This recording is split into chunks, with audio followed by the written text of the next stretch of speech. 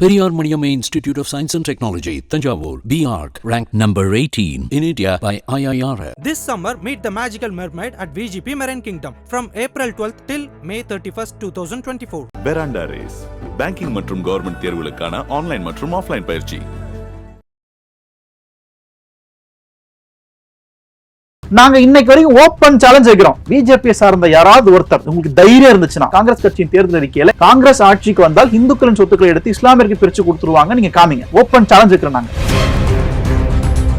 எருமாட்டை புடிங்கி கொடுத்துருவான், தாலியை புடிங்கி கொடுத்துருவான், இப்படியே பேசிட்டு இருந்தாங்க. ஆனா இது திருப்பி செல்ஃப் எடுக்கல. இப்ப இனவாதத்துக்கு முயற்சி பண்றான். ஒடிஷாவில போயிட்டு அங்க இருக்கக்கூடிய இந்த பூரி ஜெகநாத் கோவிலினுடைய பொக்கிஷ அறையின் சாவி தமிழ்நாட்டுல இருக்குன்னு ஒரு பிரதமர் சொல்றாருன்னா தமிழர்கள் திருடர்களா?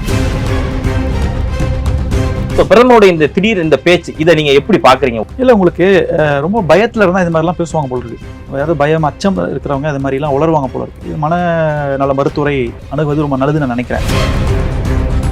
இப்போ இறுதியில சரண்டர் ஆயிட்டாங்க. காலையே விழுந்த மாதிரி எனக்கு தோணுது. உயிரை காப்பாத்தினா போதும், இருக்கிற சீட்டை காப்பாத்தினா போதும் நிலைமைக்கு வந்துட்டாங்களோன்னு தோணுது. இயல்பாகவே இந்த நரேந்திர மோடியினுடைய படம் ஓடல, வட இந்தியாலே ஓடல. பிரதமர் நரேந்திர மோடியினுடைய அந்த ஒரு பேச்சு மட்டும்தான், அவருடைய பதற்றம் ஒரு பேச்சுல அது ஒண்ணுதான் நிரூபிக்குது. வரக்கூடிய நாடாளுமன்ற தேர்தல் முடிவுகள் ஜூன் 4ஆம் தேதி ஆட்சி மாற்றம் நிகழப்போகுது என்பதற்கான ஆதாரமே அவர்தான், அவர் எவிடன்ஸ்.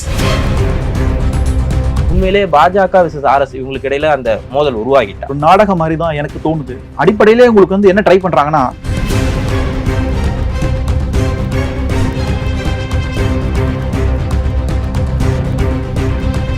ஐபிசி தமிழர்களுக்கு வணக்கம். இன்று நம்ம நிகழ்ச்சியில் இணைந்திருப்பவர் காங்கிரஸ் செய்தி தொடர்பாளர் இனியன் ராபர்ட் அவர். வணக்கம். வணக்கம் சார். கிட்டத்தட்ட தேர்தல் களம் ரொம்ப பரபரப்பா போயிட்டு இருக்கு. பிரதமர் மோடி அவர்களுடைய அந்த பேச்சு, நம்ம கடந்த சில நாட்களுக்கு முன்னாடி அமித்ஷா அவர்களுடைய அந்த பேச்சை பார்த்திருப்போம். என்ன சொல்லியிருந்தாங்க அப்படின்னா, பசுவதை அவங்களை செய்யறவங்களை என்ன செய்வோம் அப்படின்னா தலைகீழா தொங்க விட்டு தண்டனை கொடுப்போம் அப்படின்னு ரொம்ப விமர்சனத்தை கிளப்பினாங்க. இல்ல இப்போ சொல்லியிருந்தாங்க நவீன் பட்நாயக் அவங்க கொடுத்த அந்த பேச்சுலமே சொல்றாங்க சாவி தமிழ்நாட்டுக்கிட்ட தான் இருக்கு அப்படின்னு சொல்லி அது கடும் விமர்சனமான நிலையில இப்ப திரும்பவும் ஒண்ணு சொல்லுங்க, இல்ல நான் கடவுளோட அவதாரம் அப்படிங்கிற ரேஞ்சுக்கு சொன்னார், நான் மனித பிறப்பே அல்ல அப்படின்னு. சோ பிரதமரோட இந்த திடீர் இந்த பேச்சு இதை நீங்க எப்படி பாக்குறீங்க ஒரு காங்கிரஸ் செய்தி தொடர்பாளராக? இல்ல, உங்களுக்கு ரொம்ப பயத்துல இருந்தா இது மாதிரி எல்லாம் பேசுவாங்க போல இருக்கு. யாராவது பயம் அச்சம் இருக்கிறவங்க அது மாதிரி எல்லாம் உளருவாங்க போல இருக்கு. மனநல மருத்துவரை அணுகுவது ரொம்ப நல்லதுன்னு நான் நினைக்கிறேன். ஏன் அப்படின்னா, உங்களுக்கு ஜனவரி மாசத்துல இதே பிரதமர் என்ன சொன்னார்னா, நாங்க பெரும்பான்மை வரும் அப்படின்னு சொன்னாங்க. பிப்ரவரி மாசத்துல அது பெரும்பான்மை என்னாச்சுன்னா உங்களுக்கு தேசிய ஜனநாயக கூட்டணி ஆட்சிக்கு வரும் அப்படின்னு சொன்னாங்க. அப்புறம் பிஜேபி ஆட்சிக்கு வரும்னு சொன்னாங்க. ஏப்ரல் மாசத்துல இந்தியா கூட்டணி ஆட்சிக்கு வந்தால் இப்படிலாம் பண்ணுவாங்க, அப்படிலாம் போவாங்க அப்படின்னு பேச ஆரம்பிச்சாங்க. இப்போ இறுதியில சரண்டர் ஆயிட்டாங்க. காலையே விழுந்த மாதிரி எனக்கு தோணுது. உயிரை காப்பாத்தினா போதும், இருக்கிற சீட்டை காப்பாத்தினா போதும் நிலைமைக்கு வந்துட்டாங்களோன்னு தோணுது. ஏன் அப்படின்னா, உங்களுக்கு வட இந்தியாவில் உங்களுக்கு இன்று வீசுவது ராகுல் காந்தி அலை, மோடி அலையெல்லாம் ஓஞ்சு போச்சு. 2014 அடித்த அலை இன்றைக்கு எங்கேயுமே இல்லை. 2014 உங்களுக்கு ஆப்கி பார் மோடி சர்க்கார்னு சொன்னாங்க. அப்புறம் உங்களுக்கு 2019 சிரேஷ்டா பாரத்னு சொன்னாங்க. அதெல்லாம் ஏதோ ஒரு படம் ஓடிச்சு. ஆனா இந்த விக்சித் பாரத்ங்கிற படம் ஓடவே இல்லை. அந்த படம் ஃபிளாப் ஆயிடுச்சு. அதனாலதான் படத்தை ஓட்டாம நாங்க ட்ரெய்லரை பார்க்கலாம் வாங்க நம்மளை கூப்பிட்டாங்க. ட்ரெய்லர் தான் நீங்க பாத்தீங்க, மெயின் பிக்சர்னு பெண்டிங் இருக்குங்களா, நம்ம நரேந்திர மோடி கூப்பிட்டாருன்னு வச்சுக்கோங்களேன். அப்போ இயற்கையாகவே இயல்பாகவே இந்த நரேந்திர மோடியினுடைய படம் ஓடலை, வட இந்தியாலே ஓடலை. தென்னிந்தியால எப்பயும் ஓடாது அந்த படம். வட இந்தியால படம் ஓடாத காரணத்துல வட இந்திய மக்களை எப்படியாவது நம்ம உசுப்பேத்தி விட்டு உங்களுக்கு இந்த இந்தியா கூட்டணிக்கு எதிராக வாக்குகளை திசை திருப்ப முடியுமான்றதான் திரு நரேந்திர மோடியினுடைய வியூகமா இருக்கு. அது வியூகம்னு சொல்லலாமா கூட எனக்கு தெரியல. ஏன்னா வியூகம்ன்ற வார்த்தைக்கு ஒரு நல்ல மரியாதை இருக்கு. அது ஒரு விதமான ஒரு அரசியல் முயற்சி நான் நினைக்கிறேன். இப்ப நீங்க என்ன சொன்னார், முதல்ல காங்கிரஸ் ஆட்சிக்கு வந்தால் இந்துக்களின் சொத்துக்களை இஸ்லாமியர்களுக்கு எடுத்து கொடுத்துருவார்கள் சொல்றான். நாங்க இன்னைக்கு வரைக்கும் ஓப்பன் சேலஞ்ச் வைக்கிறோம். எங்க தேர்தல் அறிக்கையில அந்த மாதிரி எங்கேயாவது ஒரு வரி இருந்தா காட்டுங்க.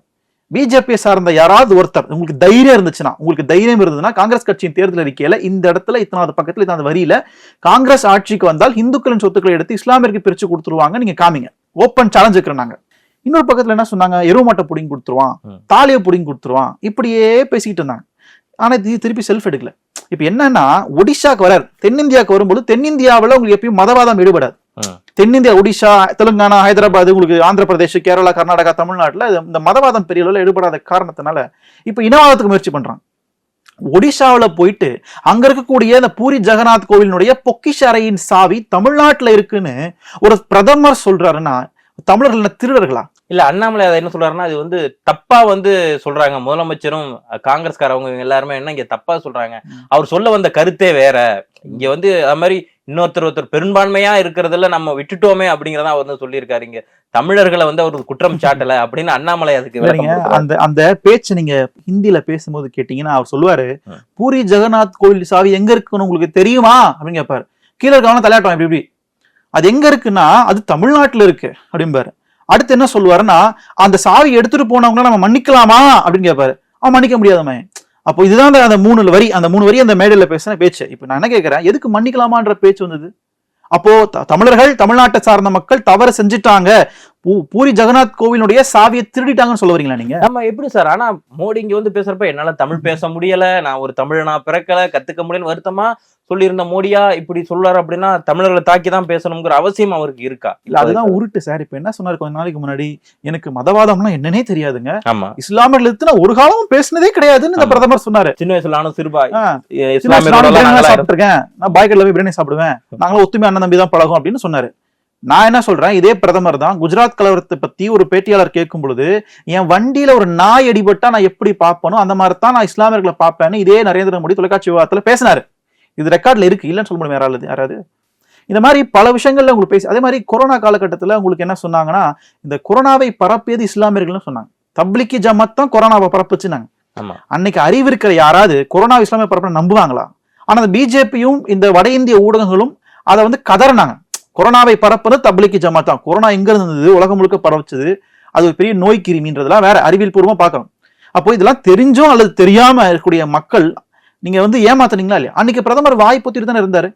எப்படி அதுல ஒரு டபுள் கேம் விளையாடுறாங்களோ, எப்படி அதுல ஒரு டபுள் கேம், எனக்கு மதவாதம்னா என்னன்னே தெரியாது அப்படின்னு சொல்ற அதே பிரதமர் தான் இந்த பக்கம் இப்படி பேசுறாருல, அதே இந்த ஸ்டாண்டும் இங்க வந்துட்டு திருநெல்வேலி அல்வா ஹே, திருவள்ளூர் ஹே, தோசா ஹே அப்படின்னு தமிழ் ஹே அப்படின்னு பேசிட்டு நீங்க அங்க போய் கோடிசால உட்காந்துட்டு வந்து திருடன் பேசுனீங்கன்னா ரைட், இது தமிழ்நாட்டு மக்களை அவமானப்படுத்துறதா அர்த்தம். ஒண்ணு வேணாம், எங்க தலைவர் ராகுல் காந்தி வந்து என்ன பேசினாருன்னா, மோடின்னு பேர் வச்சிருக்கிறவங்க எல்லாருமே திருடர்கள்னு சொன்னார். உடனே என்ன சொன்னாங்க, மோடின்ற சமூகத்தை அவமானப்படுத்திட்டாங்க. ஆனா அவர் சொன்னது அந்த 3 திருடர்கள் தான். இந்தியாவில பணத்தை கடன் வாங்கிட்டு ஓடி போனவங்க, அவங்க அந்த 3 பேர் தான் குறிப்பிட்டு சொன்னாரு. ஆனா உடனே என்ன சொன்னாங்க பிஜேபி காரங்க, மோடி என்கிற சமூகத்தை அவமானப்படுத்திட்டாருன்னு சொன்ன நீங்க இன்னைக்கு தமிழர்களாக ஒட்டுமொத்த சமூகத்தையும் கேவலப்படுத்திருக்கீங்க. இல்ல அவங்க என்ன சொல்றாங்கன்னா, நவீன் பட்நாயக் அவங்க கூட இருக்கிற ஒருத்தர் தான் அவங்க வந்து மென்ஷன் பண்ணி சொல்லி இருக்கிறாங்க, ஒட்டுமொத்த தமிழர்களையும் சொல்லி. இப்ப நீங்க சொல்லியிருந்தீங்க இல்லையா, மோடிங்கிற ஒரு சமூகத்தையே சொல்லல அப்படிங்கிறப்போ அவங்க பாஜக தரப்புல இருந்து அதுக்கு விளக்கம் கொடுக்குறப்ப அவங்க கூட இருக்க ஒருத்தரை தான் வந்து அவங்க மென்ஷன் பண்ணி சொன்னாங்க அப்படிங்கிற மாதிரி அவங்களுடைய கருத்து இருக்கு. இல்ல அப்படி இருந்தால் ஏன் உத்தரப்பிரதேச தேர்தலில் போய் நரேந்திர மோடி வந்து தமிழர்கள் வந்து வட இந்தியர்கள் வந்து விரட்டி அடிக்கிறாங்க, அவங்க வந்து கேலி பண்றாங்க, அங்க இருக்கக்கூடிய அரசியல் நம்ம வட இந்தியர்களுக்கு எதிரான அரசியலாக இருக்குன்னு ஏன் பேசணும்? இல்ல அவர் உத்தரப்பிரதேச அந்த தேர்தலையுமே என்ன சொல்லியிருந்தாங்க அப்படின்னா, அங்க இருக்கக்கூடிய குறிப்பாக தென்னிந்தியாவில இருக்கக்கூடிய காங்கிரஸ், அப்புறம் வந்து கம்யூனிஸ்ட், திமுக இது போன்ற கட்சிகள் ரொம்ப தப்பா காமிக்கிறாங்க தமிழர்கள். இது அந்த மாதிரி அது ஏன் யார் அப்படி காமிச்சா? வட இந்தியாவுக்கும் தென்னிந்தியாவுக்குமான பிளவை ஏற்படுத்துறது யாரு? அண்ணன் தம்பியா பழகிட்டு இருக்காங்க இந்தியாவுக்குள்ள எல்லாருமே. அங்க இருந்து இங்க வேலைக்கு வரான், இங்க இருந்து பல பேர் டெல்லியில வேலை செய்யறாங்க, தமிழர்கள் பல பேர் மும்பைல வேலை செய்யறாங்க, பல பேர் ராஜஸ்தான்ல இருக்கிறாங்க, குஜராத்ல, இந்தியா முழுக்க தமிழர்கள் வாழ்ந்துட்டு இருக்காங்க. அது மாதிரி வட இந்தியர்கள் தமிழ்நாட்டு வேலை செய்யறாங்க. இது வந்து ஒரு எக்ஸ்சேஞ்சா இருக்கு. இப்ப இந்த மாதிரி ஒரு சூழ்நிலையில நீங்க எதுக்கு வட இந்தியாவுக்கும் தென்னிந்தியாவுக்குமான கலவரத்தை ஏற்படுத்த முயற்சி பண்றீங்க? அப்போ நீங்க இது உங்களுடைய ஸ்ட்ராட்டஜியா வச்சிருக்கீங்க, உங்களுடைய ஒரு நடைமுறையா வச்சிருக்கீங்க. ஒடிஷால போய் சம்பந்தமே இல்ல, ஏன் தமிழ்நாட்டை குறிப்பிட்டு சொல்லணும்? நீங்க அங்க இருக்கிற அதிகாரி பாண்டியன் என்பவர் அதுல சம்பந்தப்பட்டிருக்கலாம், அவர் தொடர்புடைய இருக்கலாம், அவர் தான் தலைமைச் செயலர் அதிகாரியா இருக்கிறார் ஒடிஷால. அந்த மாநில அரசு நீங்க குறை சொல்லணும், மாநில அரசு குறை சொல்லுங்க, அல்லது அதிகாரி தனிப்பட்ட அதிகாரி குறை சொல்லுங்க, அது அரசியல்ல ஒரு சாதாரண விஷயம். அது அந்த அதிகாரி தமிழ்நாட்டை சார்ந்தவர், தமிழ்நாட்டுல தான் சாவி இருக்குன்னா நீங்க என்ன ட்ரை பண்றீங்க? அதுதான் நான் கேட்கிறேன். நீங்க இங்க வந்து டபுள் கேம் விளையாடுறீங்களா? நீங்க தமிழ்நாட்டுல வந்து திருவள்ளூருங்கிறீங்க, தமிழ் பேச முடியலங்கிறீங்க, அது இதுங்கிறீங்க, இளநீ குடிக்கிறீங்க, இங்க வந்து அதெல்லாம் பண்ணிட்டு நீங்க வந்து அங்க போய் பேசுறது அவமானம் இல்லையா? பட் இது மாதிரி சொல்றது மூலமா அங்க வந்து வாக்குகளை பெற முடியுமா? அதுதான் இங்க சிக்கலைங்க. இப்ப என்னன்னா அவங்க எடுக்கிற ஒவ்வொரு முயற்சியுமே வீணா போகுது. அவங்க முதல்ல விக்சித் பாரத் அந்த பாரத்னாங்க, அது ஒன்றும் எடுபடல. அப்புறம் என்ன சொன்னாங்க, எருமாடுனா தாலினா சொத்துனா, அது ஒன்றும் எடுபடல. கடைசியா வந்திருக்காங்க. அதாவது உங்களுக்கு வளர்ச்சி முன்னேற்றம்னு பேசி மக்கள் நம்பல, மதவாதம்னு பேசினா அதையும் மக்கள் நம்பல. இப்ப இனவெறிக்கு வந்துட்டாங்க. இந்தியாவுக்கு இருக்கக்கூடிய மாநிலங்களுக்கு இடையே சண்டையை முட்டி விட முடியுமா, அதாவது கலவரத்தை ஏற்படுத்த முடியுமான்ற லெவல் இறங்கிட்டாங்க. இது 3 பிளான் சி, இது plan A, plan B, plan C. இது நான் திருப்பியும் சொல்றேன், பிளான் சி ஒர்க் அவுட் ஆகாது. ரொம்ப சிம்பிளா சொல்றேன், இந்தியாவில் வாழக்கூடிய 90 விழுக்காடு மக்கள் அன்பா வாழ நினைக்கிறான், அமைதியா வாழ நினைக்கிறான், சண்டை வேணாம்னு நினைக்கிறான், சமத்துவம் வாழ நினைக்கிறான். ஒரு 10% சங்கி இருப்பாங்க, அது கூவிட்டு இருப்பான், அப்போ கத்திக்கிட்டு இருப்பாங்க. நம்ம அவங்கள பத்தி பேச தேவையில்லை, அவளை பத்தி கவலைப்படவும் தேவையில்லை. 90% மக்கள் இஸ்லாமியர்களா இருக்கட்டும், தமிழர் இந்துக்களா இருக்கட்டும், தமிழர்களா இருக்கட்டும், வட இந்தியர்களா இருக்கட்டும், சமத்துவம் வாழ்ந்துட்டு போயிடும்பா, வராம்பா ஏதோ பிழைக்கிறதுக்கு வராம்பா, பொழைச்சிட்டு போட்டோம்ப்பா, நம்ம ஆளுங்க அங்க இல்லையா அப்படின்னு ஒரு பெருந்தன்மையோட இருக்கிறவங்க தான் அதிகம். எப்பவுமே 10% கத்திட்டு இருப்பான். அப்போ இந்த 10% எவ்வளவுக்கு எவ்வளவு அதிகரிக்குதோ அதுதான் பிஜேபியோட வெற்றி. ஆனா எழுதி வச்சுக்கோங்க, இந்தியாவினுடைய மரபணுல இது கிடையாது. இந்தியாவினுடைய உண்மையான மரபணுல அந்த மாதிரி ஒரு விஷயமே கிடையாது. அப்ப இல்லாத ஒண்ண புகுத்து நினைக்கிறாங்களா, அதுதான் ஒரு தோல்விக்கான முதல் படியாக இருக்குது. இப்போ நான் எதை வச்சு நாங்க எல்லாரும் கேட்கறாங்க, ஊடகங்கள் எல்லாம் எதை வச்சு நீங்க சொல்றீங்க பிஜேபி தோத்துரும்? ஒரே ஆன்சர் தான், ஒரே பதில் தான். மோடியினுடைய அந்த தன்னம்பிக்கை இழப்பு. அவர் சுத்தமா ஒரு தன்னம்பிக்கையே இல்ல பேசுறதுல, ஒரு இன்கன்சிஸ்டன்டா இல்லாம பேசிட்டு இருக்கிறார். அப்ப அந்த அடிப்படையில் அது ஒரு ஆதாரம் மட்டும்தான். மற்றபடி இந்த டேட்டா அந்த டேட்டாலாம் தாண்டி பிரதமர் நரேந்திர மோடியினுடைய அந்த ஒரு பேச்சு மட்டும்தான், அவருடைய பதற்றம் ஒரு பேச்சுல அது ஒண்ணுதான் நிரூபிக்குது. வரக்கூடிய நாடாளுமன்ற தேர்தல் முடிவுகள் ஜூன் 4ஆம் தேதி ஆட்சி மாற்றம் நிகழப்போகுது என்பதுக்கான ஆதாரமே அவர்தான் எவிடன்ஸ். அப்போ உங்களுக்கு இதுதான் இயல்பா இருக்கு. அந்த அடிப்படையில இன்னும் நான் என்ன எதிர்பார்க்கிறேன்னா, இன்னும் 2 எலெக்ஷன் இருக்கு, இன்னும் 2 கட்டம் இருக்கு, இன்னும் தீவிரமா பேசுவாங்க.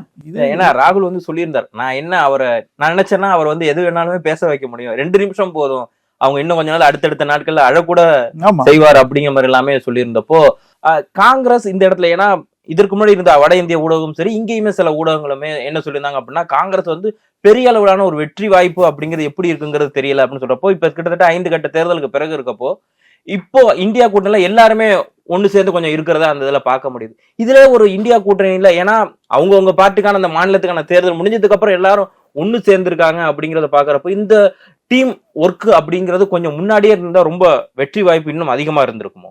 இல்ல, நீங்க அப்படி கட்டமைக்கல இந்த இந்தியா கூட்டணி. நீங்க பொதுவாவே கூட்டணி எப்படி இருக்கும்னா, தேர்தலுக்கு முந்தைய கூட்டணி, தேர்தலுக்கு பிந்தைய கூட்டணி, இதுதான் நம்ம இந்திய வரலாறுல பார்த்த நடைமுறையா இருக்கு. ஆனா இந்த முறை வந்து மாநிலத்துக்கு ஏற்ப ஒரு கூட்டணி, அதுதான் பிஜேபிக்கு புரிஞ்சுக்கவே முடியல. என்ன இந்த ஸ்ட்ராட்டஜி, இதை புரிஞ்சுக்காம நக்கல் பண்றாங்க அவங்க. வெஸ்ட் பெங்கால் உங்களுக்கு கூட்டணி இருக்கா, பஞ்சாப்ல கூட்டணி இருக்கா, கேரளால கூட்டணி இருக்கா இப்படி கேட்கறது. ஏன்னா இந்த கூட்டணியுடைய இந்த வியூகமே அவங்களுக்கு புரியல. அப்போ இந்த கூட்டணி எப்படிதான் நடைமுறைப்படுத்த முடியும்?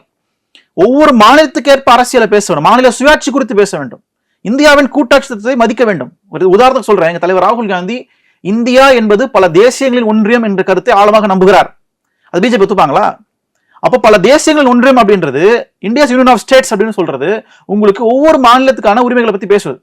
அப்போ உத்தரப்பிரதேசத்துல வந்து தமிழ்நாட்டை சார்ந்தவங்க வந்து அங்க பேசணும்ன்ற அவசியம் இல்லை, யூபியில இருக்கிறவங்க தமிழ்நாட்டுக்கு வரணுன்ற அவசியம் இல்லை. அந்தந்த மாநிலத்துக்கு தேவையான உரிமைகளை அவங்க வலுவா பேசினாலே போதும். அதுதான் இந்தியா, அதான் இந்தியாவுடைய பன்முகத்தன்மை. அந்த பன்முகத்தன்மையை நாங்க புரிந்து கொண்டிருக்கிறோம். அந்த பன்முகத்தன்மைக்கு ஏற்ப ஒரு கூட்டணி ஏற்படுத்திருக்கிறோம். அதனால நீங்க இந்த கூட்டணி முன்னாடியே போட்டிருந்தா நல்லா இருக்குமான்றதுக்கான கேள்விக்கு நேரடியான பதில் இல்ல.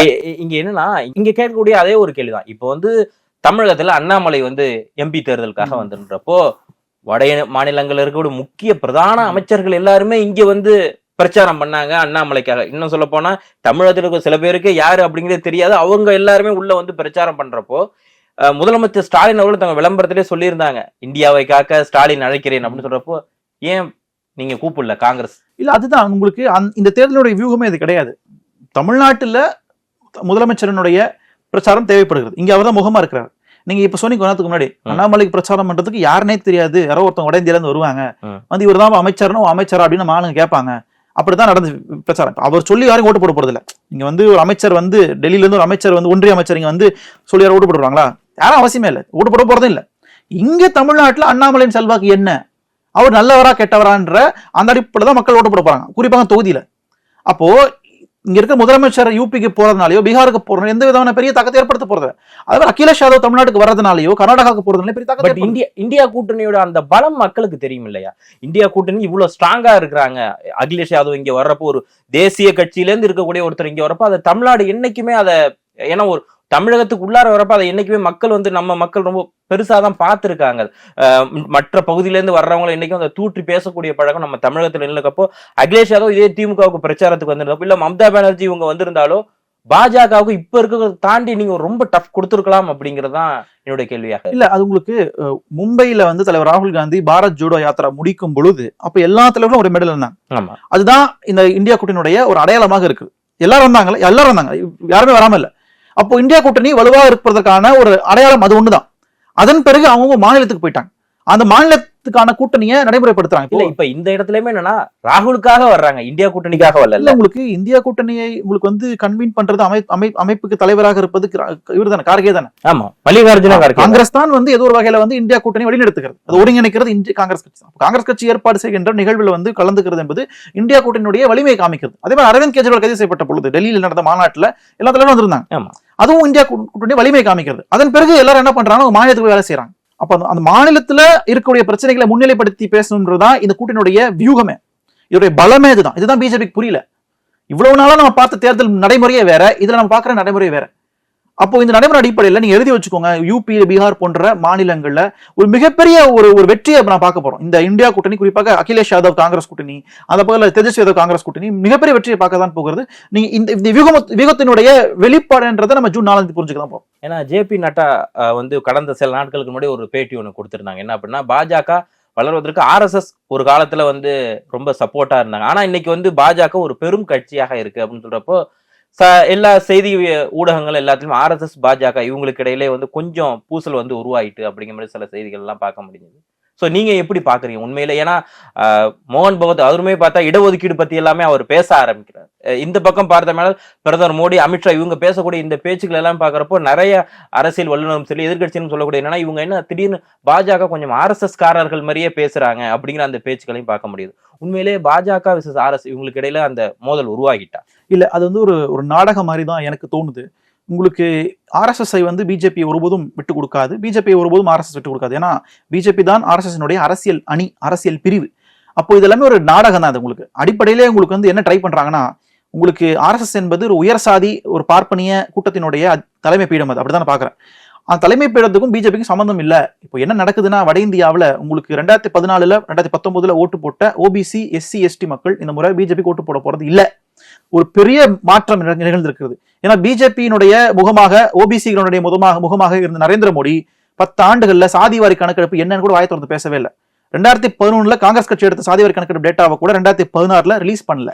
அப்போ வட இந்தியாவில் இருக்கக்கூடிய ஓபிசி மக்களுடைய நீண்ட நாள் கோரிக்கையாக சாதிவாரி கணக்கெடுப்பு இருக்கும் பொழுது அதை பத்தி மூச்சு கூட விட மாட்டார் பிரதமர் இன்னைக்கு.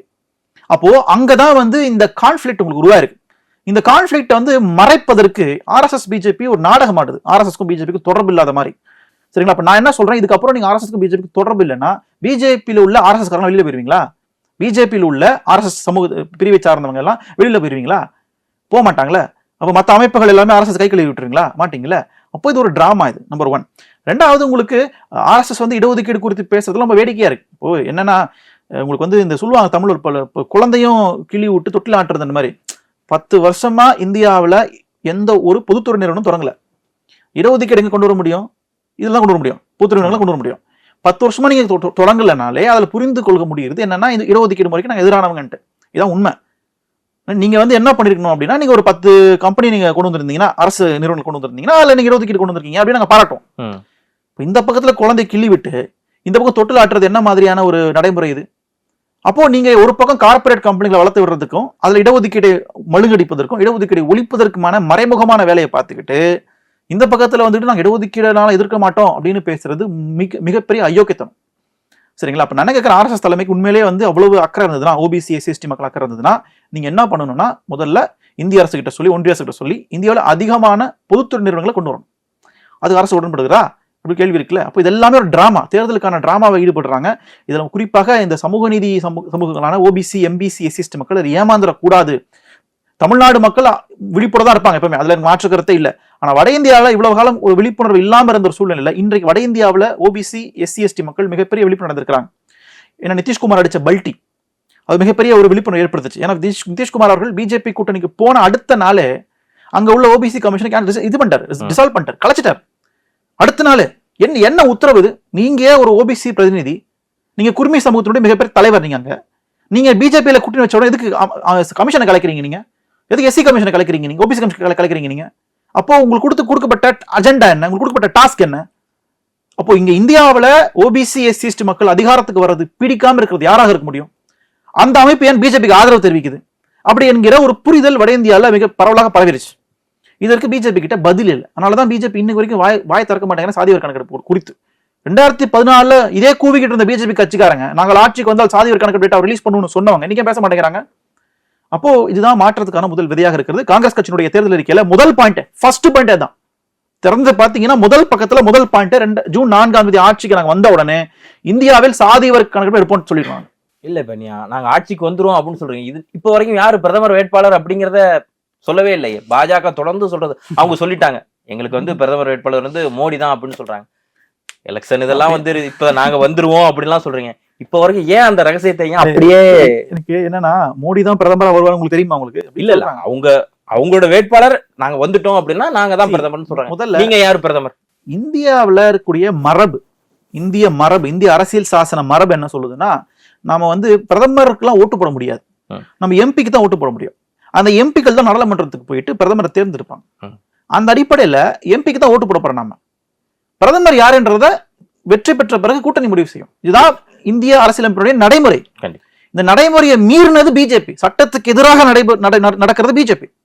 சட்டத்துக்கு முரண்பாடோட செயல்படுறது பிஜேபி. நீங்க சட்டத்துக்கு முரண்பாடா செயல்பட்டு, சட்டத்துக்கு விரோதமா நீங்க செயல்பட்டு நீங்க எங்களை மாதிரி செயல்படலன்னு கேட்டீங்கன்னா தவறு. கோளாறு உங்ககிட்ட தான், என்கிட்ட இல்ல.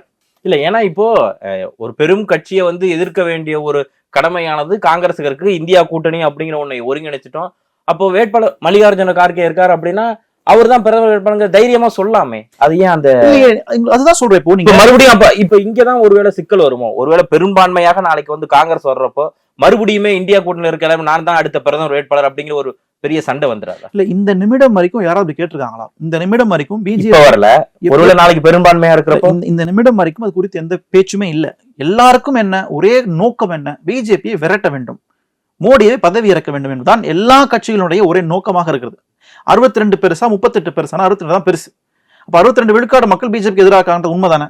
அந்த மக்களுடைய வாக்குகளை ஒருங்கிணைக்கணும், அதுதான் இதோட நோக்கம்.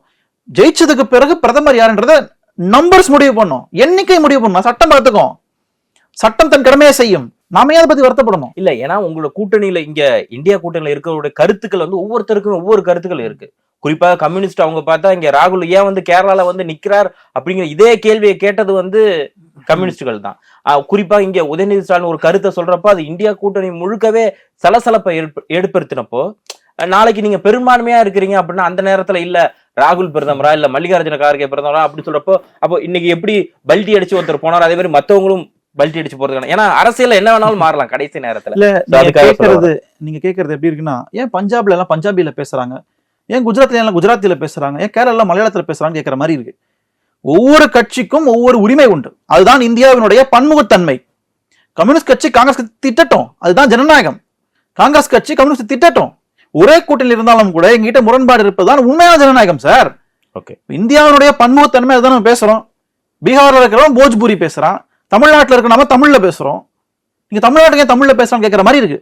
அப்போ மாற்று சிந்தனைகள் இருக்கணும், மாற்று கலாச்சாரங்கள் இருக்கணும், அதனோட சேர்ந்து பயணிக்கணும். அதுதான் இந்தியாவினுடைய பலம், அதுதான் பன்முகத்தன்மையின் பலம். இது பிஜேபிக்கு புரியாது, ஏன்னா அவங்களுக்கு தெரியாது. ஏன்னா அவங்க இந்திய சுதந்திர போராட்டத்துல பாடுபடல. அவங்களுக்கு வந்து பிரிட்டிஷ்காரன் பூட்ஸுக்கு பாலிஷ் போறதுக்கு டைம் கரெக்டா இருந்தது. அதனால அவங்களுக்கு பத்தின தெரியாது. காங்கிரஸ் கட்சிக்கோ மற்ற இயக்கங்களோ தெரியும் அதை பத்தி. திராவிட இயக்கம் சமூக நீதிக்கு போராடுச்சு, கம்யூனிஸ்ட் கட்சி பொருளாதார நீதிக்கு போராடுச்சு, காங்கிரஸ் கட்சி அரசியல் நீதிக்கு போராடுச்சு, பிஜேபி நீதிக்கு போராடுச்சு, அது மனு நீதிக்கு போராடுச்சு. இதான் உண்மை.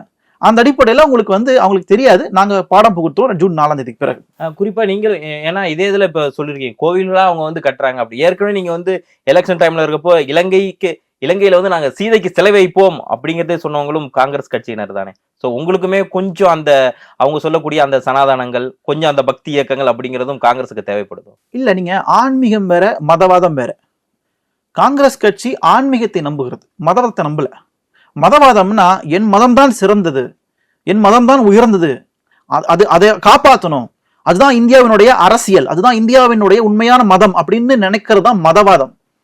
ஆன்மீகம் என்றது எல்லா மதத்தையும் அரவணைப்பது. அவன் சாமியை கும்பிடுறான், இவன் சாமியை கும்பிடுறான், எனக்கு எந்த பிரச்சனையுமே இல்லையே அப்படின்னு ஒரு பெருந்தன்மையோட, ஒரு ஜெனராசிட்டியோட, பெருந்தன்மையோட சமூகத்தை பார்க்கிறவங்க தான் நிறைய பேர் இருக்காங்க.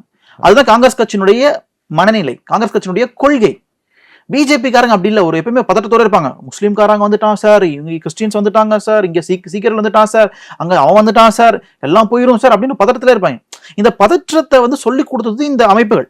ஆனா உண்மையிலேயே அப்படி ஒண்ணும் இல்லை. இங்க 20% தான் சிறுபான்மை சமூகம் இருக்கு, 80% பெரும்பான்மை இந்து சமூகம் தான் இருக்கு. அப்போ இது ஒன்னும் செய்ய முடியாதுங்கிற இயல்பான ஒரு புரிதல் கூட இருக்குல்ல, அந்த புரிதல் கூட இல்லையா உங்களுக்கு. அப்போ பதற்றத்திலே இன்செக்யூரிட்டிலே வந்து இருப்பாங்க. அதுதான் வந்து பிஜேபியுடைய சித்தாந்தமாக இருக்கிறது. அது மக்களை முட்டாளாக்கின்ற சித்தாந்தமாக இருக்கிறது. யதார்த்தத்தில் எடுபடாது. இந்திய மக்கள், பெரும்பான்மை மக்கள் அதை ஏற்றுக்கொள்ள மாட்டாங்க. அதுதான் இந்தியாவின் பலம், அதான் இந்தியா. அமைச்சர் செல்லூர் ராஜு தன்னோட ட்விட்டர் பக்கத்துல ராகுல் காந்தியை புகழ்ந்து போட்டிருந்தார். ஒரு இளம் தலைவரை பார்க்க ரொம்ப அழகா இருக்கு அப்படின்னு சொல்லி அந்த ட்விட்டர் பதிவு போட்டிருந்தாங்க. ஒருவேளை அதிமுகவுக்கும் காங்கிரஸுக்கும் நடுவுல கூட்டணி பேச்சுவார்த்தை மீதும் தேர்தலுக்கு பிறகு வாய்ப்புகள் இருக்கா? இல்லையா, அவரு செல்லூர் ராஜு கட்சி தலைவர் இல்ல, அவரு ஒரு முன்னாள் அமைச்சர். அவர் மதுரையில் இருக்காரு. அவர் வந்து ட்விட்டர்ல ஒரு ட்வீட் போறாரு, தலைவர் ராகுல் காந்தி வந்து இப்படி துடிப்பாக இருக்கிறார், இளம் தலைவராக இருக்கிறார், பிடிக்கும், பர்சனலா கருத்து போடுறாரு. அதனால கூட்டணி மாற்றம் வருமானலாம் நிச்சயமா அது மாதிரி எந்த பேச்சுவார்த்தையும் நடக்கல, அது மாதிரி எந்த தகவலும் கிடையாது, முழுக்க முழுக்க தவறான கருத்து அது. அதனால வந்து அதை நாங்க வரவேற்போம். ஆனா எதுக்கு டெலிட் பண்ணாரு அவர்கிட்ட தான் கேட்கணும். போஸ்ட் போட்டதை நாங்க வரவேற்கணும். எதுக்கு டெலிட் பண்ணாரு, என்ன மாதிரி பிரஷர் வந்ததுன்றது நீ அவருக்கு தான் கால் பண்ணி கேட்கணும். அவர் சொல்லுவார் உங்களுக்கு. ஏன்னா செல்வ பெருந்தகை அவங்க வந்து சொல்லியிருந்தாங்க, இந்த முறையை சொல்லியிருந்தப்போ காங்கிரஸ் உறுப்பினர் எல்லாருக்குமே வந்து சொல்லியிருந்தாங்க, தமிழகத்துல வந்து காங்கிரஸ் கொஞ்சம் வளரணும், யாருக்கிட்டையுமே போய் இந்த சீட்டு கேட்கக்கூடிய அளவுக்கு நிக்க கூடாது அப்படின்னு இருக்கிறதுனால ஒருவேளை இந்த அலையன்ஸ் இதெல்லாம் வர்றப்ப கண்டிப்பா அதிமுக உங்க தரப்புலையும் வந்து சில இதுல சொல்லியிருப்பாங்க எங்களுக்காக திறந்தே இருக்கு அப்படின்னு சொல்லிட்டு. அதனாலதான் அந்த கேள்வியை நான் கேட்டேன். இல்ல அப்படிலாம் இல்ல. உங்களுக்கு காங்கிரஸ் திமுக கூட்டணி நல்ல ஒரு கூட்டணியாக இருக்கிறது, சமூக நீதி கூட்டணியாக இருக்கிறது. அதிமுகவுடன் சேர்றதுக்கு நிறைய முரண்பாடு எங்களுக்குள்ள அதிமுக எங்களுக்கு இருக்கு. அதனால அதை பத்திலாம் நினைச்சோட நாங்க பார்க்கவே இல்லை. தலைவர் செல்வ பெருந்தகை எதுக்கு அப்படி சொல்லியிருந்தாருன்னா, தமிழ்நாட்டில் காங்கிரஸ் ஒரு வலுவான சக்தியாக உருவாக வேண்டும். ஏன்னா 50 வருஷத்துக்கு முன்னாடி ஆட்சி வந்த கட்சி, அன்னைக்கு 40 விழுக்காடு வாக்கு வங்கி இருந்த கட்சி 4-5% தான் ஓட் பேங்க் இருக்கு. அப்போ காங்கிரஸ் தொண்டர்கள் வந்து நீங்க துடிப்போட வேலை செய்யணும், காங்கிரஸ் தமிழ்நாட்டில் வளர்க்கணும். அதன் அடிப்படையில் ஒரு கருத்தை பதிவு பண்றாரு. அது எல்லா தலைவர்களும் பேசுறதா. நீங்க காங்கிரஸ் கட்சி யார் தலைவராக வந்தாலுமே நாங்கள் ஆட்சிக்கு வர வேண்டும், காமராஜர் அமைக்க வேண்டும் பேசுவாங்க. அதோட நீட்சி தான் அது. அப்போ ஒரு தலைவராக, ஒரு பொறுப்புடன் இருக்கிற தலைவராக அதை பேசுறாரு. அது மேலே வரவேற்க தகுந்த ஒன்று தான் உங்களுக்கு. இல்லை, ஏன்னா எல்லா தலைவரும் எல்லாரும் என்ன சொல்லுவாங்கன்னா திமுக இணைந்து பயணிக்கிறோம் அப்படிங்கிற அந்த சொல்றப்போ இவர் இன்னும் கொஞ்சம் நம்ம காங்கிரஸ் பழைய மாதிரி கொண்டு வரணும். கிட்டத்தட்ட காமராஜர் காலத்துல எப்படி இருந்துச்சு அதுக்கான ஒரு மாடலா அவங்க முன்னெடுக்கிறாங்க. என்ன தப்பு இருக்கு பாஸ்? நேத்து ஆரம்பிச்ச லெட்டர்பாடு கட்சியில ஆட்சி அமைக்குங்கிறாங்க. நேத்து ஆரம்பிச்ச பல கட்சிகள்லாம் நாங்க 2021 ஆட்சிக்கு வருவோம், அப்படி 2026 ஆட்சிக்கு வருவோம்னு பேசுறாங்களா? அது அவங்க எல்லாம் பேசும்போது உங்களுக்கு இங்க தமிழ்நாட்டில் ஆண்ட கட்சி 50 வருஷமா ஆட்சியில் இல்லை. இப்போ நாங்க தமிழ்நாட்டு மக்களுடைய மொழியில பேச ஆரம்பிச்சிருக்கிறோம். நாங்க ஆசை, அதுல என்ன தப்பு இருக்கு உங்களுக்கு? கண்டிப்பா. சோ உங்களுடைய ஆசைகள் எல்லாமே நிறைவேறுவதற்கு எங்களுடைய ஐபி சார்பாக வாழ்த்துக்கள். இந்த நேரத்தில் இணைந்து உங்களுடைய நேரத்தை ஒதுக்கி கொடுத்து உங்களுடைய கருத்துக்களை வழங்கியமைக்கு மிக்க நன்றி. நன்றி sir. Periyar Maniam Institute of Science and Technology, Thanjavur, BARC, ranked number 18 in India by IIR. This summer, meet the magical mermaid at VGP Marine Kingdom from April 12th till May 31st, 2024. பெராண்டா race banking மற்றும் government தேர்வுகளுக்கான online மற்றும் offline பயிற்சி.